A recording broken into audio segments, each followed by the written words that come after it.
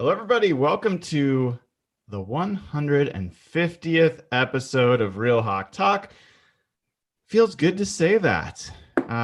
This is Brian Nemhauser at Hawk Blogger on Twitter, and here for our customary show. This is not an emergency pod, although it could have been because the Seahawks decided, as usual, to coordinate some of their news drops with our shows because they know one good thing deserves another. We will talk about some Seahawks news today, as we always do. Before we get into all that good stuff, let me welcome in the crew. And first, let's welcome back, at least for tonight, a fan favorite and a fan villain, depending on who you talk to. But certainly, are we sure the listens of this show, of this podcast, didn't spike in my absence?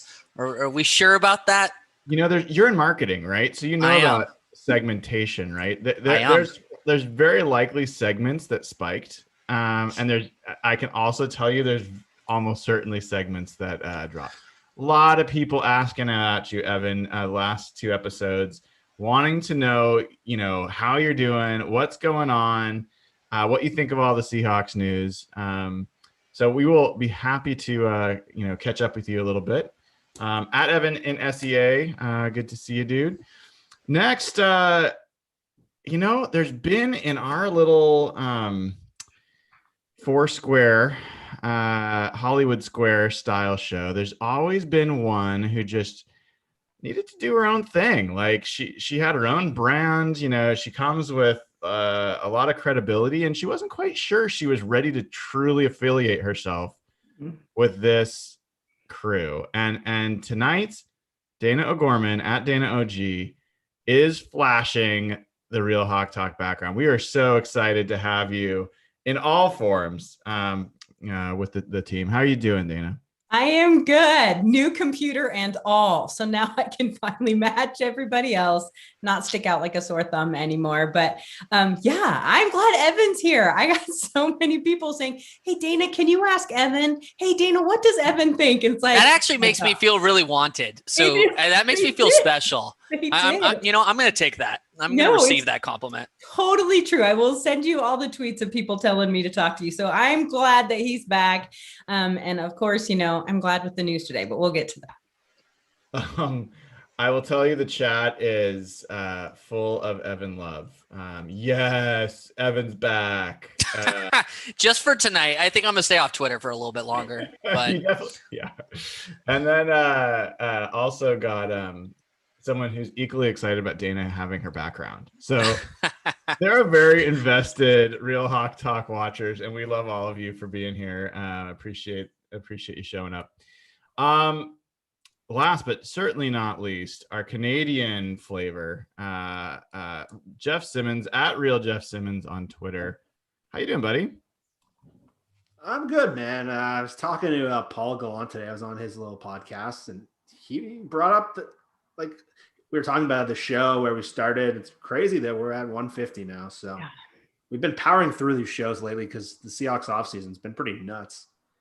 It's nuts. It's been nuts. I was telling Paul today, going into this offseason, to me, this had the potential of just the bottom falling out, where they had so many holes with such little space, and with the whole Russell thing hanging over them. To me, if things went wrong, this whole thing, the bottom just could have fallen out on this. What the Rams and 49ers are doing, I've been really impressed from top to bottom with Matt Thomas, the whole organization. We're going to get into it later, but man, it's just been fun to talk about these shows just day and day again. The Seahawks, everyone's they're cheap. They don't do this.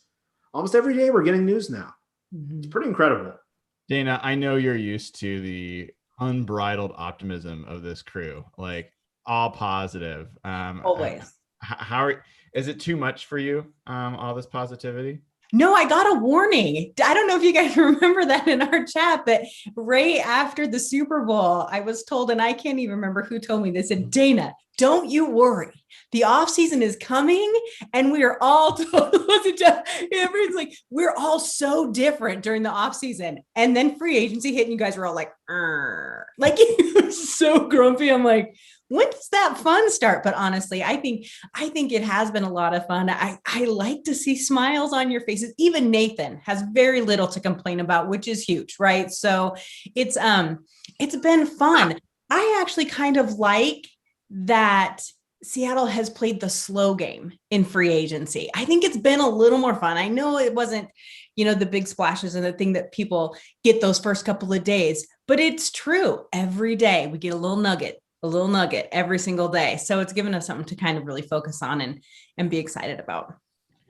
Yeah. And I do want to, since I told you about the love for both Dayna and Evan in the chat, we also have Jeff is the best. Hopefully he gets enough time to talk tonight.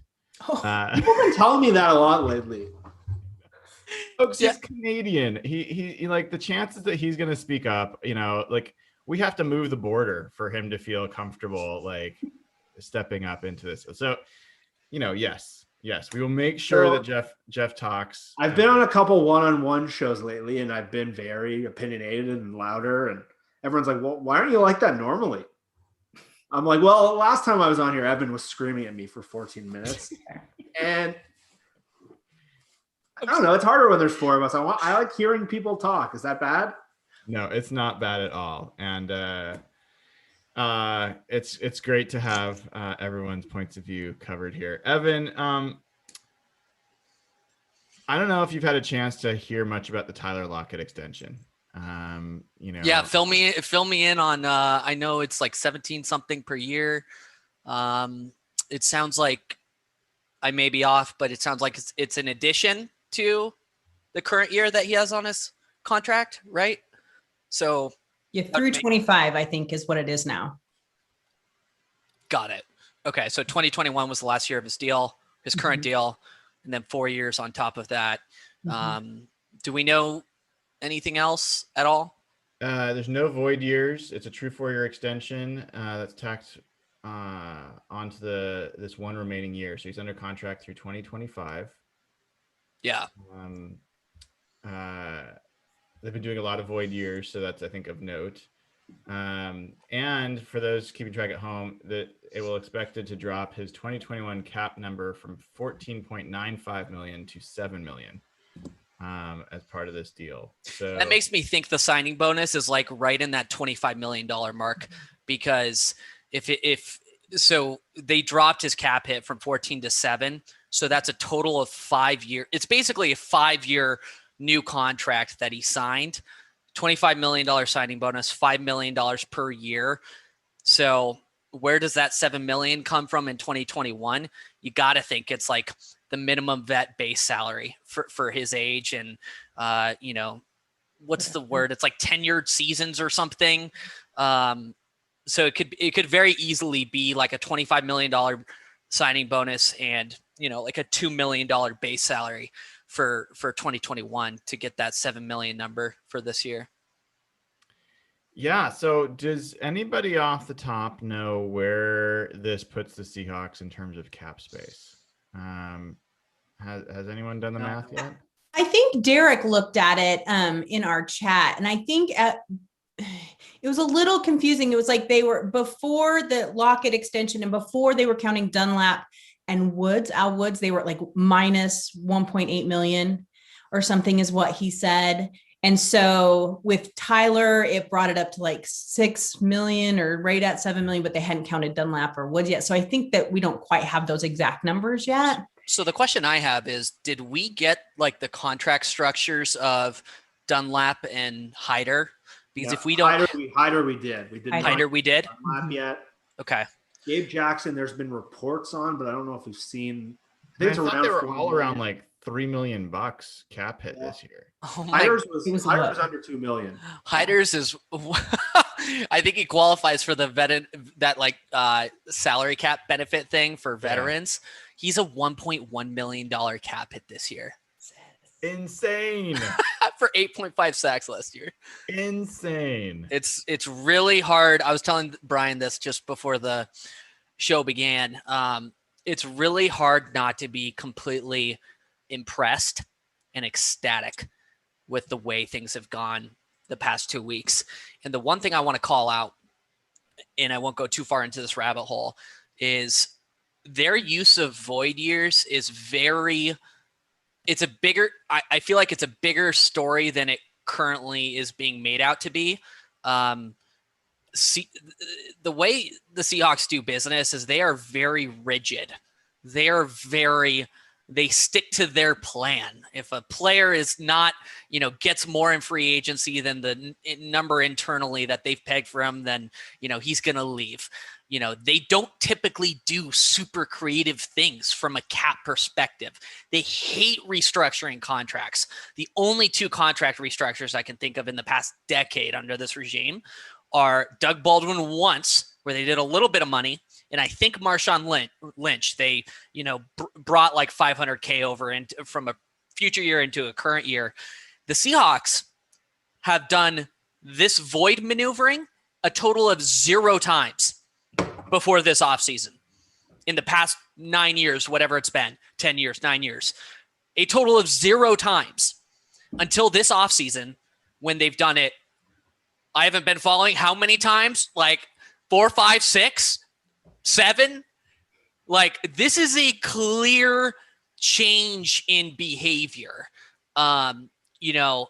We could talk about whether it's the most healthy cap thing to do long term, and that's a different discussion. But there's a very clear sort of change in strategy here, behavior from a cap perspective.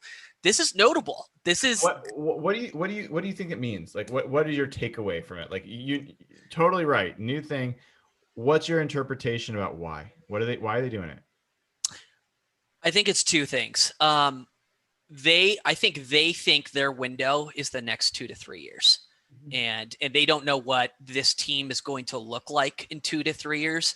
I don't know if Pete Carroll's here in 2 to 3 years. I don't know if Russell Wilson is here in 2 to 3 years, frankly. Bobby Wagner. I don't know if Bobby Wagner is like for all the crazy shit around the Russell Wilson trade talks. Like, I think there's a separate discussion around whether or not he has signed his last contract in Seattle. And I think that's a very real, not like clickbaity discussion that needs to happen at some point. So I think that's much fairer. I think it's acknowledging the reality that their Super Bowl window is the next 2 to 3 years.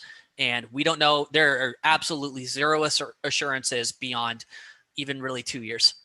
I think it's a couple more things. I think that is right. I think the cap going down and them having limited resources with limited draft picks meant they have more players they had to add. So they had to get creative. They had just too many holes they had to give away a draft pick to get Gabe Jackson. And really the thing that I mentioned before is this offseason had the potential to be disastrous. One, if they sign Shaquille Griffin, they don't have the ability to do all these things. And the thing that scared me about this offseason after the Dunlap cut is you looked at that team, they had like $17 million of cap room. They needed 2 defensive ends, 2 offensive linemen, a running back, a receiver, a tight end, and a cornerback. And you're like, how the fuck are these guys going to do this? Nathan didn't shit on Chris Carson's contract, did he? No. It was a really funny. It was a really hard. Okay. Tried really hard. Like, every time there was new information that came out about the contract and lowered the impact, like the where he ended up was, yeah, but I hate that it's a 2-year deal. Yeah. Like that's what he's sticking to. I mean, he's making less than Leonard Fournette this year.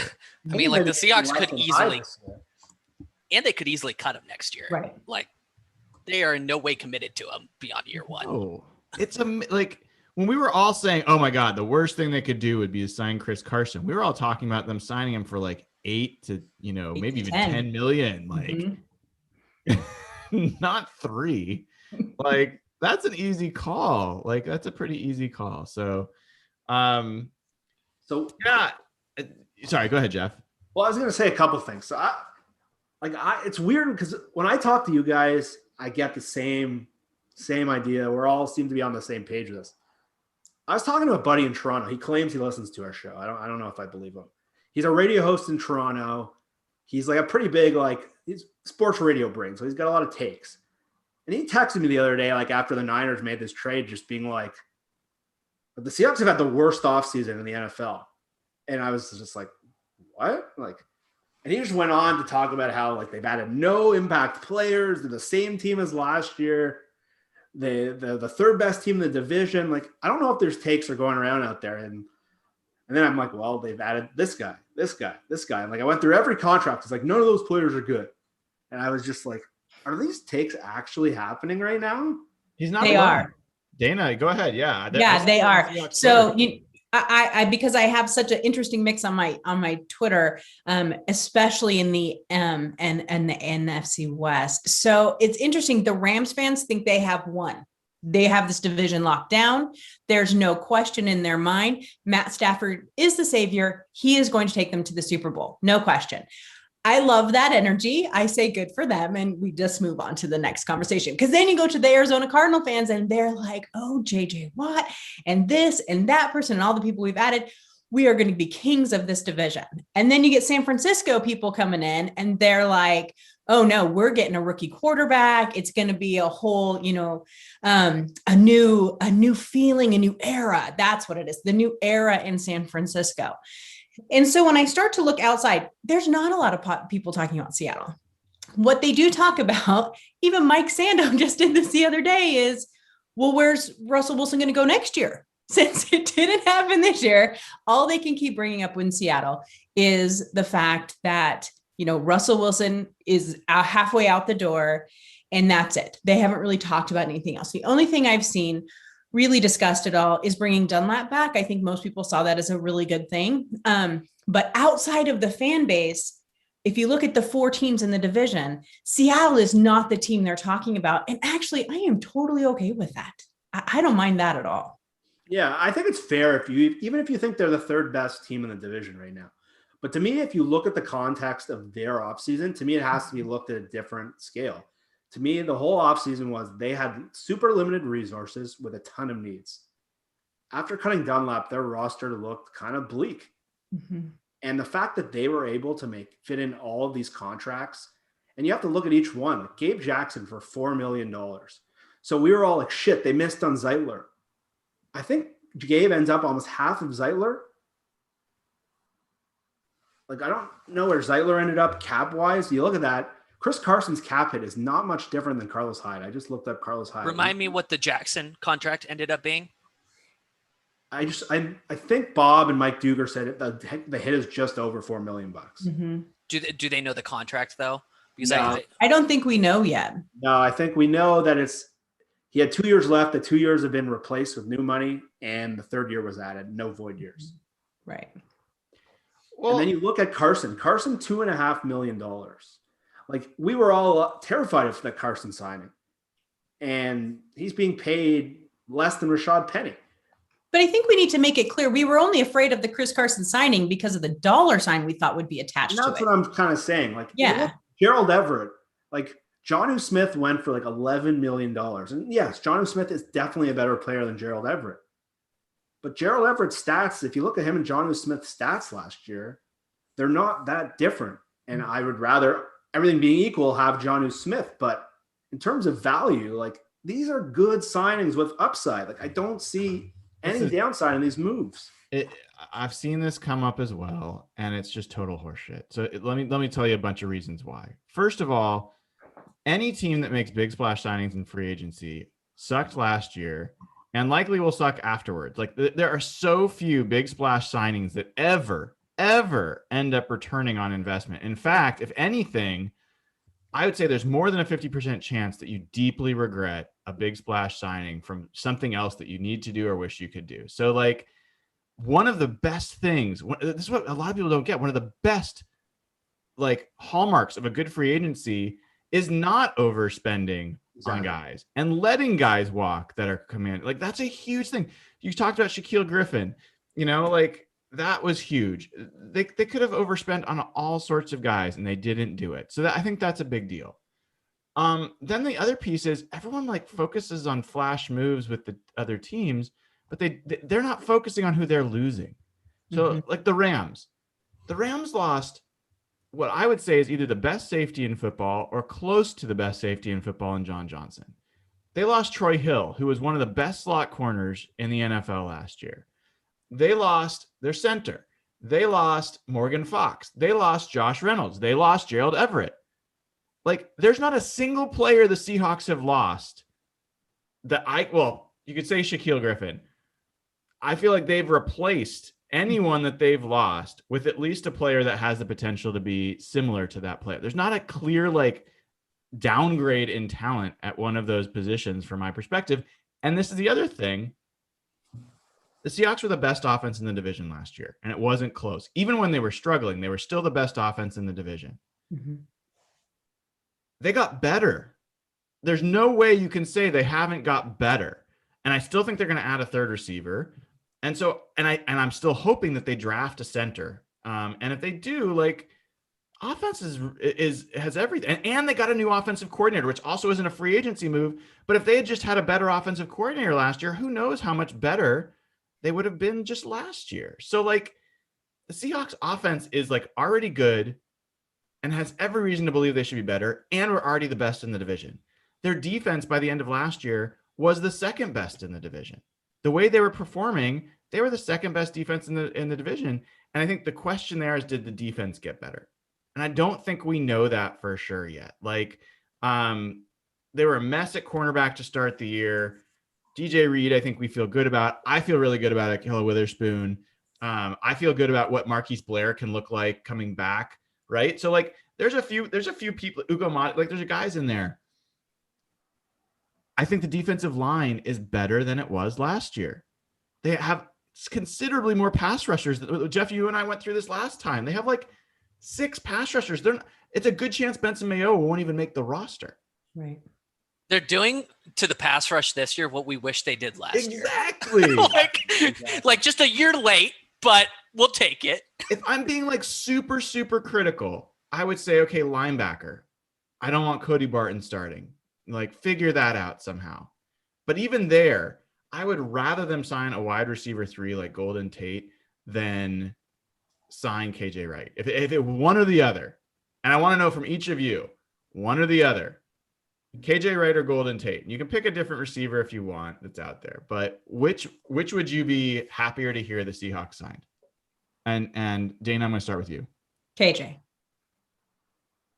Why? Because, I mean, I don't like to say bad things about Golden Tate because he was very nice to me when I randomly bumped into him at a music festival. But I just don't think that's the direction. I think they need to go youth with the wide receiver. I think that they should draft one or maybe look for someone younger. So, and I think KJ, there's just that click with KJ and Bobby that I think they just work so well together. I think that would be the bigger impact. So I'm going to go with KJ. Jeff.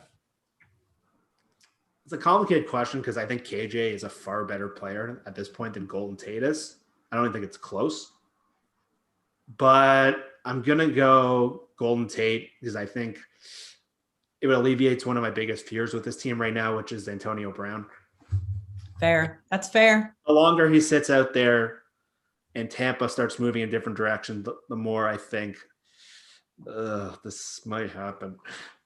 And KJ, I think KJ is great.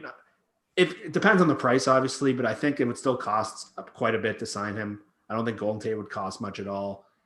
And I think that I want to see Jordan Brooks playing more, and I don't think it makes sense to put more money into the linebacker position. I keep seeing that about Jordan Brooks started last year. He's not going to get more snaps with KJ being gone. Like, he was already a starter. I mean, yes, maybe he'll get more nickel snaps potentially. Yeah, but that's my point. Yeah. Okay. Yeah, I think I'm gonna go with Golden Tate mainly due to cost. I think KJ was excellent last year, but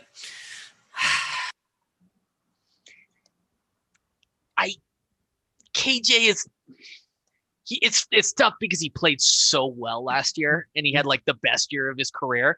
But he's also a player I could see if you pay him a little too much, you might regret it in a year or two. It's just not where they should be spending money. In my opinion.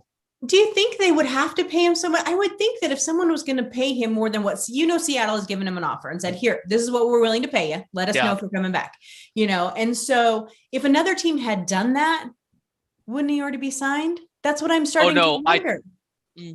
That's a fair point. The longer he sits there, the more I'm wondering if he's like, is it worth uprooting everything for 1 to 2 seasons and go play with Dallas was the last team we heard him talking to, right? Or do I take this from Seattle? I don't know that market's out there for KJ. Like KJ, but the Seahawks offer has almost certainly dropped. Oh, I'm sure it has at this point. You're right. What about Sherm? Well, Pay him what he wants. Another one. That's. I mean, I still think that's a. Dana's like blank check. Right. I'll write it. Market So- is gone. Like So much for the we need to go youth perspective. Blank check, Richard. For sure, Sherman. me. He's got a soft spot. First of all, how have you never What's told us fascinating that? about this, Jeff, is that there are people every time we talk about Sherman, they're like, he's old, he's washed up, he's injured. Have they watched him play football? I'm telling you, dude, like don't sign him. He's it is not even close. You sign him, he has the biggest impact of any of those three. I didn't bring him up because I think he's, potentially less likely than those other two, but to me, it's a no-brainer, Jeff. Like, he's still sitting there. Like, either he's waiting for something or he's just being very selective. Or the longer he sits out there, the more it's like, well, they're clearing out all this money. Well, so yeah. Well, it's very clear. It's very clear they're clearing that money for Jadeveon Clowney returning very soon. We do not need him. Corner. That's the pending move that we're all very ecstatic. So, Evan, are you going to stand for Jadeveon Clowney every offseason? I think, and I've said this before on this podcast, his value is so low right now that it makes sense to take a flyer on him, even a 1-year flyer. Like, I'm not saying like 75 defensive ends. fuck it, make it 76. Can he Who play cares? tackle? Why Can he not? play D tackle? But if his cost is going to be so low, Brian. Anyone had like a flip in their value quicker? I don't think You so. were like, pay him No, 20 right? million. Like, he's like, no, I want 18 million. Now he's worth like 3 million in a year? Maybe. It's just because he can't stay on the field, and we all know that. It's got to He be just- one of the craziest falls in value I've ever seen in the NFL. yeah. Yeah, it is going to be a lesson that agents show as a case study of how not to handle your He offseason. wanted 20 million. He turned down $19 million from the Browns last year. Oh my god. They had him in for a visit and told him to leave. Yeah. Can I ask Evan a quick question? Oh boy, that concerns me. The phrasing of that. We haven't heard much from you since Jaron ended up leaving the team and going to the Chiefs. Yeah. I'd like to get your reaction to Jaron Reed no longer being on this team. Good riddance. I think from an off the field perspective, he has very clear concerning behavioral patterns. But on the field, I think I just don't think his play or his talent is justified that salary that he was going to make this year. It was going to be like a 14.5 cap hit. Yeah, I just can't. Like, even the Jaron Reed defenders can't defend that contract, especially not in this year. Especially when you see like the money that they freed up for him and what they did with it. It's just, it made no sense to retain him. Right. Well, don't tell Chiefs fans that. They think that they won the lottery. But I will say this. I have a couple Chiefs fans that I work with, and I did work today at the hospital. And one of them came up to me and they said, okay, so what's wrong with Reed? And I said, what? They're like, no. Seattle just doesn't cut players for no reason. What's wrong with him? And I was like, you are smarter than you look. But Chiefs fans are pretty excited to have him. I think it's interesting that he and Frank Clark ended up in the same spot. But, I'm glad. I knew he would get picked up quickly by a team. And I will tell you, I got really irritated. I got called a social justice warrior, someone on there, because I replied to his, thanking the 12s. And I said, thank you for your work. I always say that, right? Because I always say these players for their work. They do work very hard. And someone's like, aren't you, a social justice warrior for the anti-domestic violence, blah, blah, blah. I'm not a social justice warrior, but I will say that thanking someone for their work on the field is different than, cheering on Antonio Brown. So I just want to make that very clear. But at the same time, I am a little relieved that, that he is no longer on the team, taking up all of that space, all of that money. But I am, glad that he landed somewhere, which we knew he would. Yeah. Well, and the other half of that question for Evan is, how do you feel about the Al Wood signing? Oh, fuck me up. When Jeff sent me that text, I thought you guys were joking with me. No, he's laughing. I was pounding the table for him last year. I was like, bring that fucker back, because he was legitimately good in 2019. Like, I know Brian has this vendetta against him because he got suspended in the last half of 2019 or whatever, but he's like legitimately good at what he is required to do. And for the cost, it just makes total sense. So it's funny you say that, because like I was talking to a guy and I'm like, they're like, well, what have they done that's good this offseason? And I was like, well, I named a bunch of things and I said Al Woods, and he started laughing hysterically. he didn't play in 2020 either, did he? No, he sat out. Like, this is what Brian brought this up earlier. Like, free agency isn't about making these big swings like it's the NBA. Like, I think NBA breaks people's brains and how they evaluate this. Football teams are like a puzzle, and every little piece does matter. And if you remember some of the worst Seahawks moments, like that Super Bowl, like going from Jeremy Lane to Thorold Simon, that was like having players that can't play in your team is huge. Like when Joey Hunt had to play a couple years ago. Like if you said they have a shitty backup center and everyone would laugh at you. But having a guy like Al Woods who can step in, play in base, those guys are important. Like Cam Akers is here. Like you remember what he did in the playoff game when they had to play Lattimore at defensive tackle.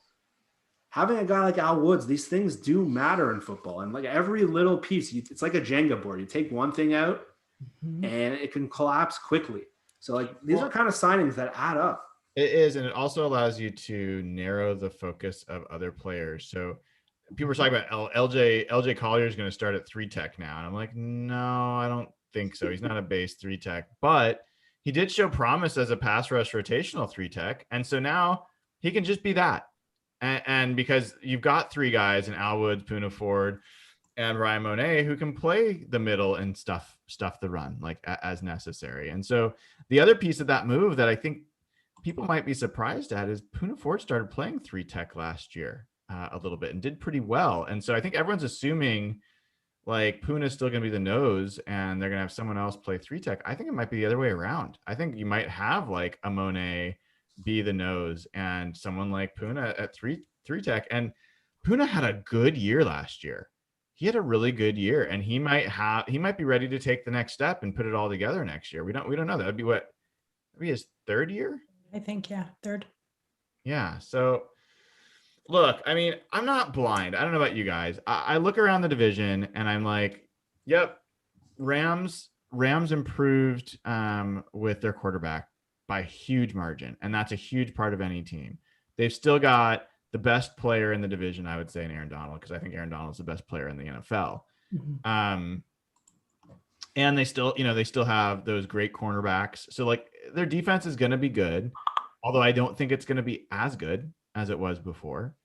You've got an offense that, should be better, but also like they lost Josh Reynolds. They have like their 3rd receiver is not going to be the same. They've got, Van Jefferson, who really didn't do anything last year after it looked like he was going to be pretty good. So I don't think we know for sure exactly how great the Rams are going to be. The 49ers, it's a super talented team, but I don't think you can totally set aside losing Kendrick Bourne, losing Kerry Hyder, losing Tevin Coleman, losing Akella Witherspoon,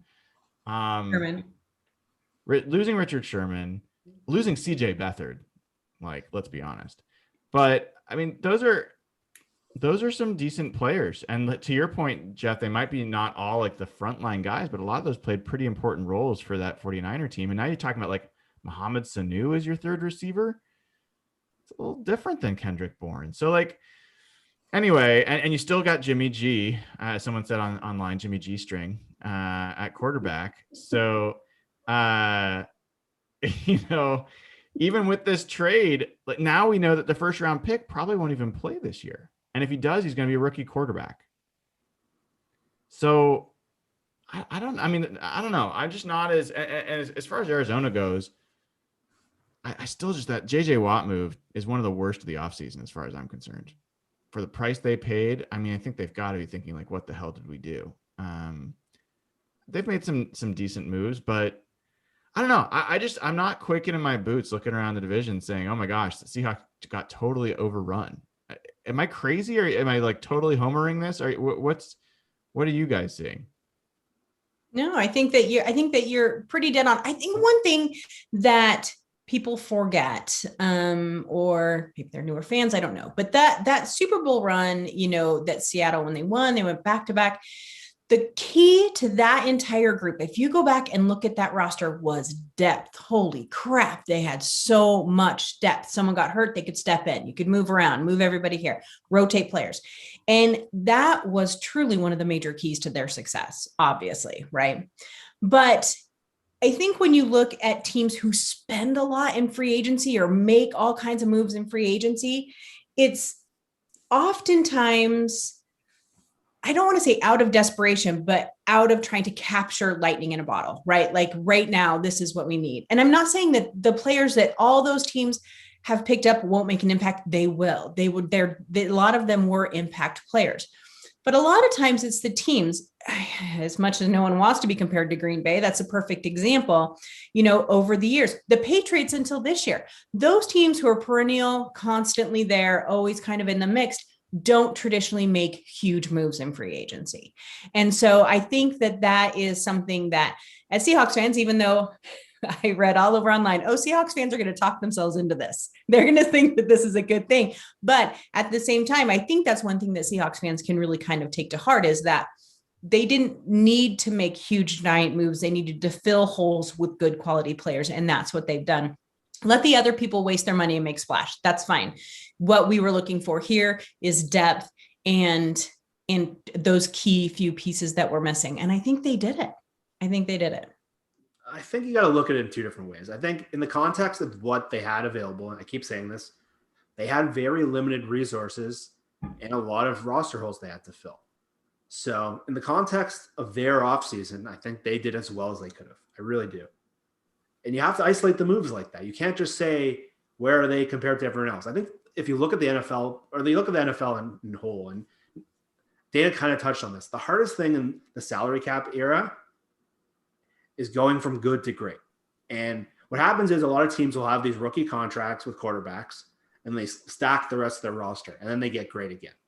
But once they have to pay the quarterback, the whole roster shifts, and they move down to good. And that's what happened with Green Bay, with Aaron Rodgers. It's what's going on with the Steelers right now. It's sort of where the Seahawks have been the last 4 years. The hardest thing in the NFL, the Saints, after those 7 and 9 years, they did the same thing. The hardest thing is once you get back down to good, how do you get back up to great? We really haven't seen many examples of that. I can't think of any. New England is a total outlier because of how bad their division was, how much little money Brady took, how Belichick was able to get all these players, these shit players into value, like Kyle Van Noy, somehow turned into like a $20 million player. But if you look around the NFL, they're just happened to the Rams 2 years ago. The Rams in 2017 and 18 were the best roster in the NFL. They were great. They paid Jared Goff. They made him a couple moves, and they instantly went down to that 10, 11 good. So how do you get back to great? All these teams are trying to figure it out. And I think you look at Seattle, you look at the Rams, they're sort of in the same spot. They're trying to get back up there. And these little roster tweaks in the draft are really the only ways you can do it. And the Niners are trying to reset their clock with a rookie quarterback because they realized they were basically tapped out. So they're resetting their clock. They're trying to revisit their whole thing, and they're going to try to run with the rookie quarterback. But really you can't look at the Seahawks like you look at a team who has like a KC. They're near the end of their window, and they're going to have to go through this cycle as well. And you see the holes in their team starting to fill out. Like they don't have any offensive tackles right now. I'm looking at Super Bowl odds. Ryan, you have a beard. Yeah, I do. Yeah, you missed that last week. What the hell? Yeah. It looks good, man. Keep it. Thank you, dude. Super Bowl odds. I love it. I love what I'm seeing here. First of all, odds on favorite. Guesses? Tampa. Chiefs. I'm going Chiefs. Chiefs are the odds on favorite. Then Tampa. They're pretty even.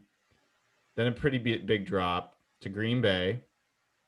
And you know who is tied with Green Bay for the third most likely to win the Super Bowl by Super Bowl betting odds? They're an NFC West team. Which one? Arizona Cardinals. Let me I'll say go Rams. The Los Angeles Rams. Oof. I really Ben. think Stafford is going to change. Oh, they are set up for That's how Vegas disappointment. works. I Though. love Vegas it. wants I love people it. to jump on the hot thing, and the hot thing is they traded for a quarterback. That's a sucker's bet. Has screamed sucker's bet. That's what Vegas loves. So that's third, basically third, tied for third, and then fourth, and then fifth is the Buffalo Bills, and tied with them for fifth, most likely, based on Super Bowl odds, is another NFC West team. Which one is it? San Francisco. Correct. Wow. How do they work? 49ers. Then it goes Baltimore, then Cleveland, Ahead of Seattle? then Indianapolis, then What? the Patriots, and then What? after the Patriots is another NFC West team. Which one? Got to be the Cardinals. Correct. Arizona Cardinals. You're not And fucking with then me? The Dallas Cowboys, and then the New Orleans Saints, and then finally your Seattle Seahawks. Bring it on. Bring it on. Fuck on. Oh, it's time to put some money down. Oh my. Well, I'm not going that far. I mean, what's the return if you put like $100-200 down on that? I mean, you are telling me Cam Newton and the New England Patriots are more likely to win the Super Bowl than Russell Wilson and the Seahawks. Are you kidding? No, they're trying to attract the suckers who get hooked into those New England moves. If you read that list, though, read down that list. It's all the teams that made huge moves in free I'm agency. saying that's how they work. Yeah. So they think, oh, we're going to, all these fans think they're going to win because they got so-and-so player. Yeah, that's ridiculous. That's they know people's behavior. Don't bet, people. That's why you don't bet. They know Russell Wilson's being talked about like he's getting traded. Yeah.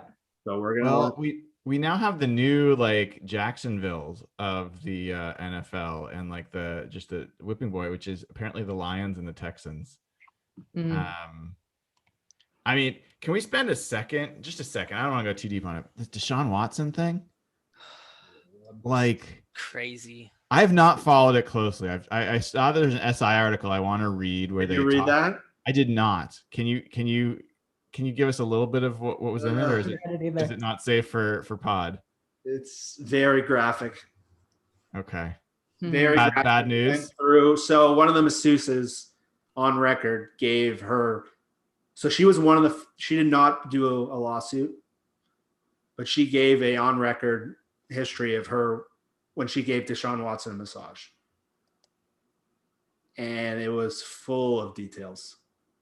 Wow. So basically he goes in there, she offers him a towel, he refuses. So eventually he starts getting excited. Oh, I don't need to hear anymore. Yeah, okay, we can stop right there. I mean, it's like you're reading it and it's just like I can't believe I wanted to trade for this guy. I was saying, like, I sucks, man. It sucks for the women that were affected the most. Like that, like, period. Also, just sucks to have people you want to cheer for that you kind of like, and that this stuff comes out. It's just well, before this whole situation, wouldn't we all agree that Watson was like one of everybody's most favorite players in the league? Like before this, he was likable. He was a good kid. Yeah. And it's just the amount of women that have come forward. It's, the chances of that being all false is just so incredibly unlikely. It's 20 women now? Yeah, it's a like lot. This is bad. In cases, I think, yeah. What do you think happens with him now? He said he wanted to not play in Houston. I'm pretty sure that they don't want him to play in Houston, maybe at this point. I don't know. That Houston owner is a piece of shit. Mm-hmm. Like, true. The Houston media has been saying he'll never play again for the Texans. I've seen that a couple places. Like, and so if that's the case, like, I don't know. Never say never. Antonio Brown is still in the league. That's all I'm just gonna keep saying. Not Josh Gordon. Josh Gordon's not in the league, but these other people. Smoking weed is like, much worse than what we just started hearing Jeff talk about. But yeah, it's not good. I almost think he's gonna have to sit out a year at least. Like, is anyone gonna play him this year? What do you guys think? I think the Niners striking on that trade was very interesting timing. I think they realized that Deshaun Watson's off the board right now. Well, You know what makes it really interesting is the guarantees in his contract. And if those are voidable, pending a situation that may have happened. I don't know if these were, maybe you guys know, if any of these situations or alleged encounters happened after he signed the contract. Do we know any of that at all or not? Yeah, that could be a factor because it's like, it gets weird legally. Well, it's unfortunate for all sorts of reasons, but yeah, I mean that's a storyline for sure. You know what it's a staunch reminder of, and I'll just stop talking about this after this, but it's like we look up to sports players so often as these like sort of idols of society. And many of them are really good people, like really, really good people, do a lot of strong work in the community. But these people, a lot of it can be facade. That's the reality. And they're you know what I mean? Like they're humans. I'm not saying they're making, like Deshaun Watson's making mistakes. It's a clear, pattern of behavior, but these people are not gods. They're not, they're not perfect. They're certainly not moral gods. It's funny, like you're right, but at the same time, I think I kind of grew up and became a sports fan, kind of assuming they were all like that, like super rich young guys who were just total womanizers. Like that was kind of my impression of like, and I've actually been more shocked by as I've met like some of them, how down to earth and how like quality they are as people. Like we've talked about it before, like there's a lot of press I've met that are way more arrogant and obnoxious and like out of touch than these multi-million-dollar players with like unbelievable physical skills. But you're right, like rich people, rich men, especially young rich men. Well, actually, no, not especially. Rich men. It's not great. They don't have a great track record, man. They don't have a great track record. So, money, fame, power, it changes people. It does. Yeah. All right. Anything else that we should talk about tonight that I have missed? We never really got into Tyler Lockett. Yeah, I wanted to talk about Lockett and his production and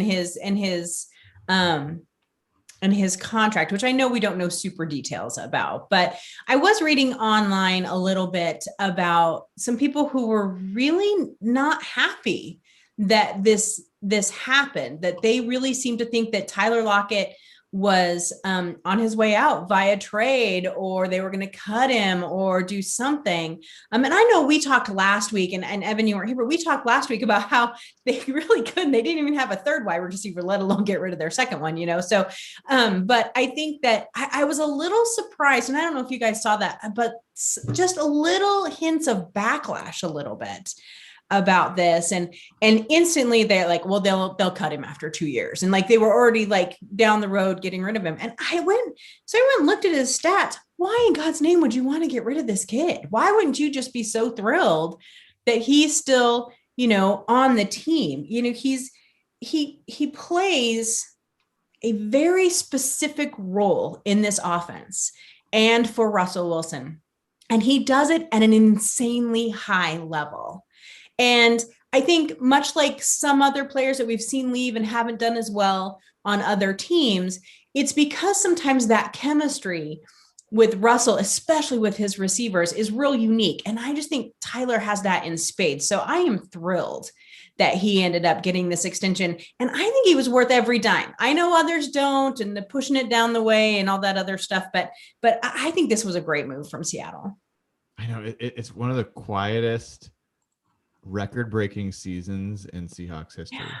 You guys remember he set the Seahawks receiving record last year? Yep. Like, no, I didn't remember that. Yeah. I mean, so yeah, I mean, this is a guy that had a perfect passer rating from Russell, not so long ago for a full season. I mean, I don't think any of us are doubting that Tyler Lockett's good, and I don't think any of us are like doubting that, are unhappy to have him. I think if anything, there's just a question of like, is this the best place to spend that money, and is this the right time to spend that money with his, at his age and with some of the injuries that he's had the last couple of seasons? I think those are the questions I kind of understand. My son texted me, he's like, "Are you happy about this move?" And I'm like, I'm pretty indifferent to it. Like, I'm totally happy to have Tyler Lockett on the team. I'm glad that we freed up some cap space. I'm glad that the question's kind of over and we have some stability at that position. We have still a great receiving pair there, but I wouldn't have been upset if they had gone a different direction either. Like, I think that's where I'm at with it. Evan, how about you? Yeah, I just think it's better to have Tyler Lockett on your team than $17.3 million in available cap space. Cap space doesn't score touchdowns. So I think that's what it boils down to me, for me is, Tyler Lockett's a really good player, really good with Russell Wilson, especially really good with DK Metcalf and Russell Wilson. They paid market rate for him. I think it's a reasonable deal. I don't think Seattle got an excellent deal. I don't think Tyler Lockett got an excellent deal. I was telling Jeff this today. It just feels like a fair market value for him. And, it's a balanced deal, and it's hard to hate. I think this is really, from a guarantee perspective, probably a 3-year deal with 2 sort of fluff years on the back end if he's still productive. That's just my guess off of the guarantees. But I have very little concern that, barring some catastrophic injury, that he's going to, suddenly decline in his skill or talent over the next 2 to 3 years. I would bet the opposite, actually. I could see him getting even better, frankly. I don't have concerns with this deal. I really don't. Jeff, any last word on the Tyler Lockett situation? Yeah, I think everyone just had sticker shock when they saw the price. And I think that's what happens in every other sport. And I thank Evan a lot for this, to be honest. Like, Evan's really helped me understand contracts. And I didn't really get that 3-4 years ago. And when I saw the guarantees were about half of the number that Schefter actually said, I'm like, okay, let's take a step back. I want to see what the real numbers look like. So a lot of people see the 17 APY and they're like, holy shit, he's a top 10 receiver paid. And that's shot some people into these opinions, I believe. So I think we have to take a step back, wait and see what the real contract looks like. Similar to what we did with Chris Carson. I think when you see the real numbers, you'll have a different opinion. Realistically, I think what Evan said is spot on. I think he's one of the most underrated players in the NFL. I think he's getting paid very fair for his services now. I don't think it's a crazy contract for either side, and I don't think it's going to limit this team and how they build in the future. DK is going to get a crazy contract in the next couple of years, so this sort of sets the floor for it. But overall, I think it does a couple things, and like, how much has Russell's tone changed in the last 2 weeks? Mm-hmm. Like, first he's celebrating rotational defensive linemen, and now he's got Carson coming back, who he personally recruited. He's got Dunlap coming back, and now Tyler Lockett, who's, I remember when that SI came article, they're like, well, I'm not friends with Russell like Tyler Lockett is. So it's one of his best friends on the team.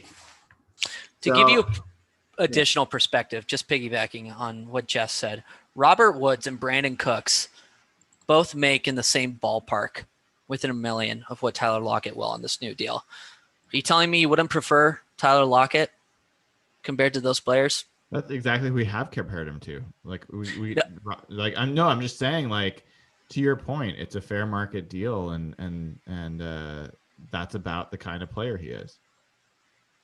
I want to ask one more question on this, not on the Tyler thing, before we go. 17 game schedule. That news came out, and that the Seahawks are playing at Pittsburgh for the 17th game. Oh, really? Yes. Fuck the Steelers, man. I hate those guys. And you know who the 49ers are going to be playing for their 17th game? At Cincinnati. So I put that out on Twitter today or yesterday, and I got all this flame back of like, that's just how it works. What's your problem? Like, Seahawks finished first place and the 49ers finished fourth. Like, I get that. But do folks understand that, like, up until this year, there were two games out of 16 that were different for everyone's schedule within a division. Otherwise, you played 14 of the 16 games were the exact same. And now you have 3 games out of 17. And that sounds like, okay, what's the big deal? That's a significant difference when you've only got 17 games to play. It now means that the finishing first versus fourth is going to have more of an effect, I think, on seasons going forward. I don't personally like that. Like, I just would rather have, like, I'd rather have the best team win, I guess. Mm-hmm. And I don't think that having different like uneven schedules is the best way to judge which is the best team.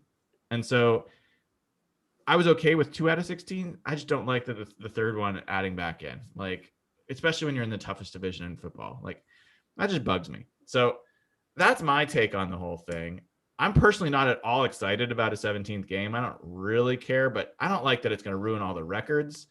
I don't like that it's like, you know, like every record, like a whole bunch of it. There's no part of it that I'm excited about.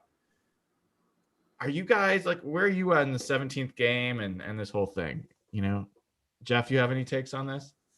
The thing that bothers me the most is just like when you talk about a team, what their record is. I'm still trouble like wrapping my head around this. Like, I'm so used to like saying like, oh, a team had a 9-7 record or a 7 and like all our Jeff Fisher jokes are gone. Like, now they're 7-10. To me, like, this is going to take like a while for me to wrap my head around. Like, a 12-5 season, is that good? Or is a 13-4? See, the whole thing is just weird. So I'm going through an adjustment phase on it. Realistically, like, it was inevitable. Like, we knew this was coming. It'll probably end up at 18 in the next couple of years. So, like, I don't have strong takes on it. Like, I just knew this was going to happen, and I don't think it's great. Like, players are always beaten up by the end of the season anyway. Now you're making it harder on them. And the injury factor, we talk about how hard it is to get to the Super Bowl because of injuries.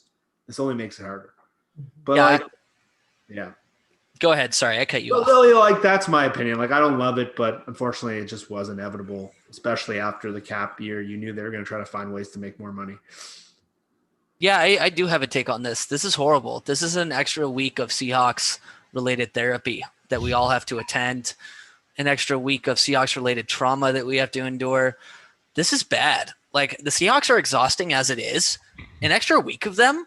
I'm not sure I need another week of that abusive relationship every single year, frankly. I like that. I'm not sure I have the emotional bandwidth for it, but here we are. It'll be forced upon us. Dayna?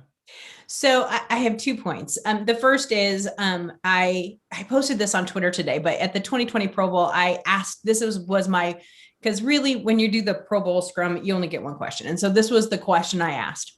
And the question I asked was, you know, with them trying to change this, you know, how do you guys feel about this? And every single player I interviewed, and Jason Kelsey at length for like 20 minutes, I'm not kidding, went off about how they need another bye week. That if they were going to do that, another bye week was the only way that they would truly survive it. And then if they push it to 18, it was going to be even worse, because that was a conversation at one point too. And they didn't care about getting rid of preseason games. It was all about adding this because, as everyone has pointed out, their bodies are so beat up by the end of the season. Now we're going to add another game. So that brings me to my second point. Do we know that it'll be game 17? Or just somewhere in the season, Seattle will have to play the Steelers? Because talk about, no, we do not know. The last game is usually a rival, right? And so I think they will stick with that. I think so too. That's why, I mean, people are like, some of the crazy responses I got were like, yeah, but by that point in the season, Mason Rudolph will be the quarterback. I'm like, you have no idea when this game will fall. Right. That's what I thought too. Because if it's true, I'd be okay with them playing Ben Roethlisberger in week 17. That would be totally fine with me. But at the same time, I don't think that is how it's going to work. And so then what do you get them game one? You just never know. And then San Francisco gets to play Cincinnati, in week 15. Like there's just too many question marks. But like Jeff said, we knew it was coming. There's no way it's not. And if you ask me, there's no way that an 18-game season isn't coming also. I think at that point, they'll probably have to give that second bye. But I read something, it was last year, maybe it was last year, I can't remember when it was, that said the NFL's plan is to play football till March. And I think this is how they get it done. Oh, wow. Yeah. More is not always better.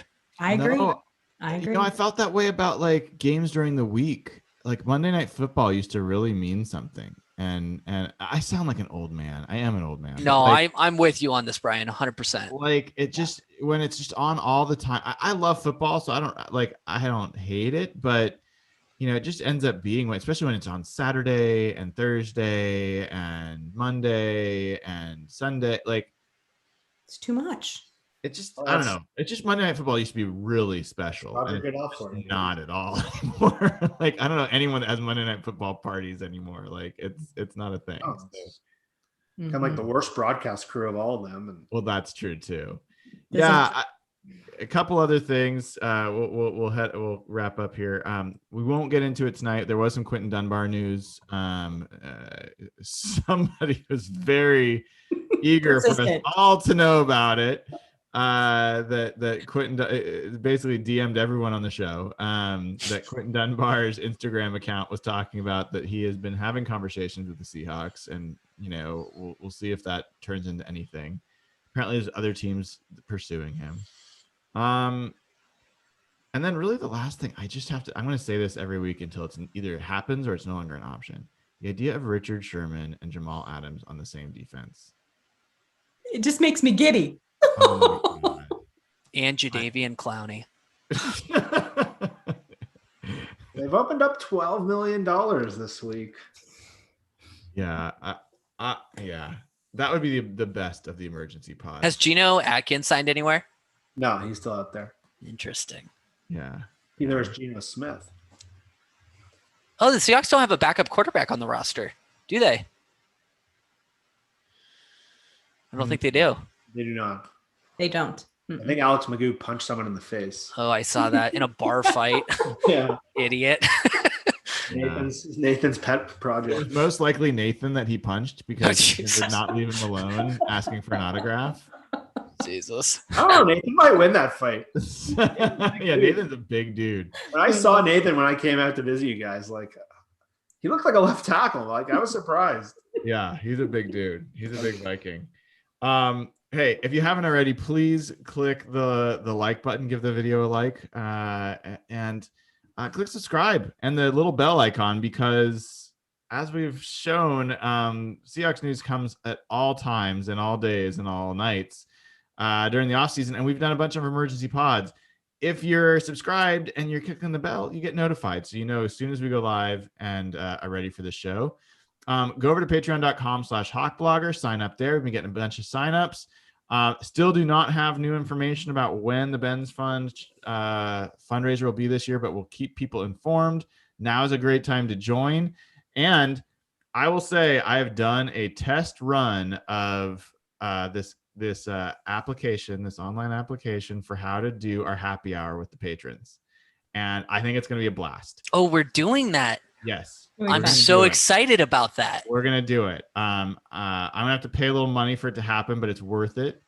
And we will be all together virtually. And it's cool because we won't be all in the same video call at the same time. You can wander around and actually have separate conversations with people that you walk up to. There's bar games you can play.